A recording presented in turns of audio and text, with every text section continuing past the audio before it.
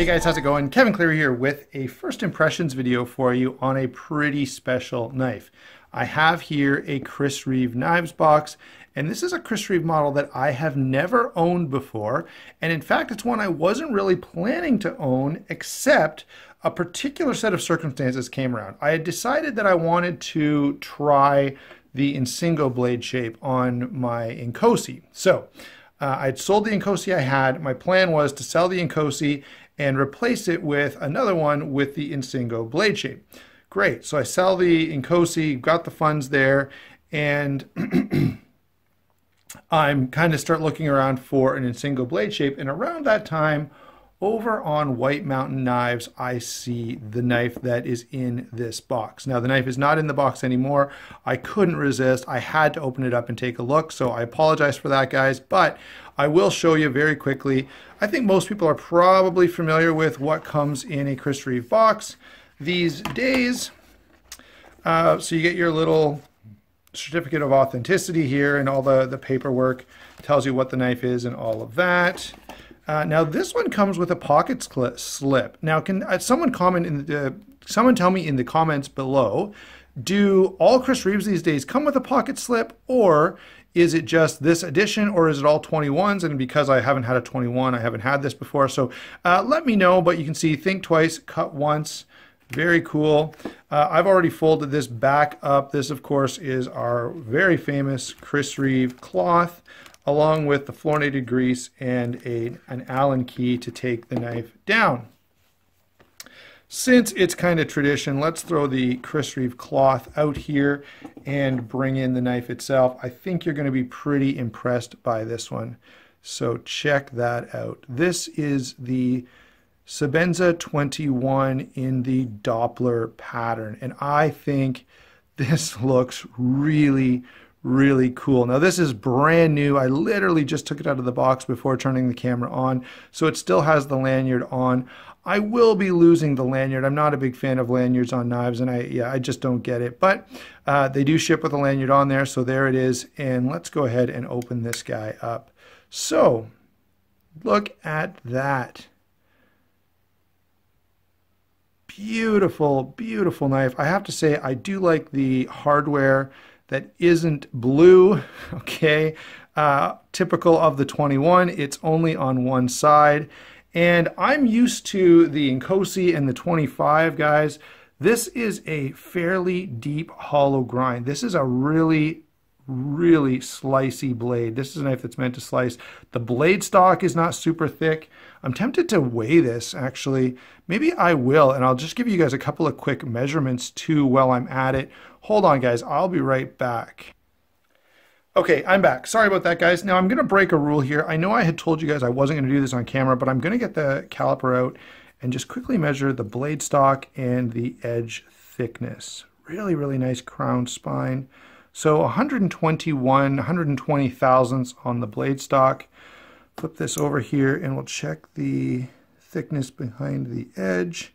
Now, this is always, you know, you're never going to get this quite right because who knows how far you up on the knife, but about 22 thousandths behind the edge.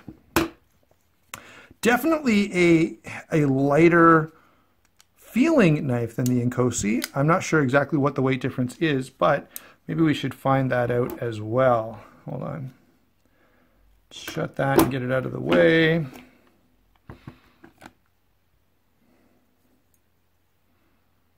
Okay.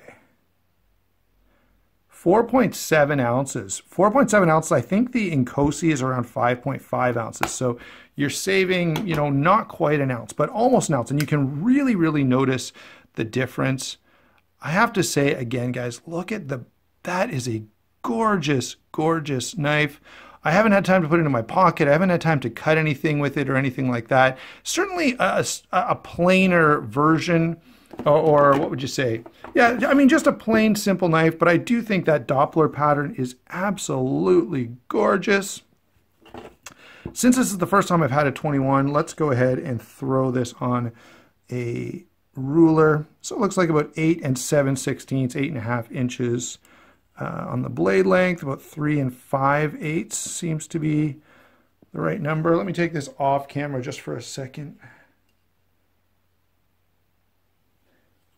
Yeah, it looks to be about 3 5/8 with around 3.5 inches of cutting edge. Really, really interesting knife, guys. A little finer on the point, beautifully crowned spine, really nice thumb ramp with jimping that's just about perfect. Feels actually quite nice in hand. Now, the ergonomics are not going to be, I would say, as good as maybe the 25. Maybe I'm wrong on that. I'll have to give this some time to kind of figure out exactly what I think about it. Very, very smooth. What a nice knife, guys. I'm really, really glad that this particular set of circumstances came along that allowed me to pick up this knife. It is a beauty. And I will say, I really, really like those thumb studs being not blue. I think that's a huge win. For those of you who don't know, I'm not sure if I mentioned it, but this is the Doppler pattern. I think I already said that. And I have to say, I love that pattern. Absolutely gorgeous, guys. All right, there you go. That's my initial impression is, yeah, beautiful, beautiful knife. I mean, the 21 has a great reputation for a reason. It really is a classic, and it's probably my bad for not having had one in hand before this point. But boy, if you're gonna get one, this is awesome. This is really, really a nice one to get. I think that Doppler pattern really adds some visual interest to the knife. And despite the fact that, you know, I mean, I like the looks of the 21 already, and I like the looks of the 25 in the Inkosi as well. But with that extra little bit of visual interest, I love it. And of course, the other cool thing is it ties that hole into the design. Often people have asked, what is with the hole in the Sebenza 21s? And I don't know the answer to that, but I do know it works really well to set up this really cool pattern. All right, guys, there you go. I'm gonna let you go at that. Very, very impressed with this. This is, wow, really, really cool. I definitely get why some people prefer the 21 over the 25. I'm not ready to make that kind of comment yet at this point, but maybe when I get to the point of doing a full review on this, which I will do, even though, you know, I know there's lots of 21 reviews out there. When I get to the point of doing a full review, I'll have some comment on which one I prefer, whether this has converted me to be a 21 fanboy or whether I still prefer the Inkosi. Thanks for watching. I'd love to hear your comments down below about which one you prefer and what you think about this knife in general. Again, thanks for watching. We'll talk to you soon.